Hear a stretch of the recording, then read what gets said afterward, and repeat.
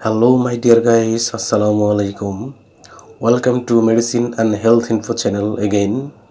আশা করি আল্লাহর রহমতে আপনারা সবাই ভালো আছেন।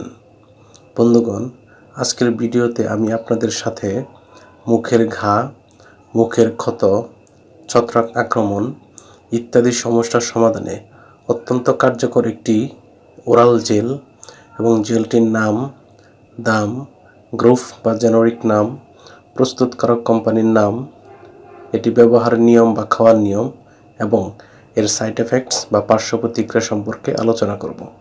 তবে ভিডিওটি শুরু করার আগে আপনাদের প্রতি রিকোয়েস্ট, আপনি যদি আমার চ্যানেলে নতুন হয়ে থাকেন তাহলে অবশ্যই চ্যানেলটি সাবস্ক্রাইব করে লাইক, কমেন্টস এবং শেয়ার করবেন। বন্ধুগণ, আমরা বিভিন্ন সময় দেখি বাচ্চাদের কিংবা প্রাপ্তবয়স্কদের বা প্রাপ্তবয়স্ক মানুষদের মুখে ঘা, মুখে ক্ষত, ছত্রাক আক্রমণ ইত্যাদি হয়ে থাকে। এইসব সমস্যার সমাধানে আমরা বিশেষজ্ঞ ডাক্তারের পরামর্শ নিই এবং বিশেষজ্ঞ ডাক্তারগণ তাদের প্রেসক্রিপশনে বা পরামর্শপত্রে যে জেলটি ব্যবহারের কথা বলে থাকেন তার নাম হলো সিম্বিওট্রিন ওরাল জেল। এটির গ্রুপ বা জেনেরিক নাম হলো মাইকোনাজল নাইট্রেট। এটির উৎপাদনকারী প্রতিষ্ঠানের নাম হচ্ছে Nipro JMI pharmaceuticals limited. Symbiotrin oral gel, যেটির 15 গ্রাম টিউবের, সেটির দাম 60 টাকা।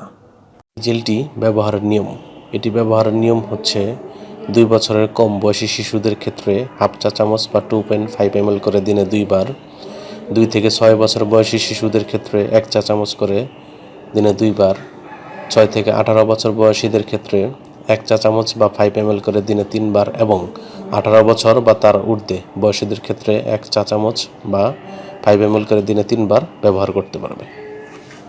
এই জেলটি মূলত হাতের আঙ্গুল দিয়ে আক্রান্ত স্থানে লাগিয়ে দিতে হয় এবং হালকাভাবে বা আলতোভাবে নখ দিয়ে ঘষে দিতে হয়।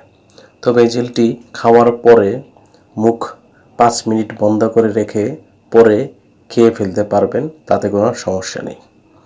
এই জেলটি ব্যবহারের পর বা খাওয়ার পর কিছু সাইড এফেক্টস বা পার্শ্ব প্রতিক্রিয়া দেখা দিতে পারে, যেমন বমি বমি ভাব বা বমি হওয়া, ডায়রিয়া এবং অ্যালার্জিক রিয়াকশনও দেখা দিতে পারে।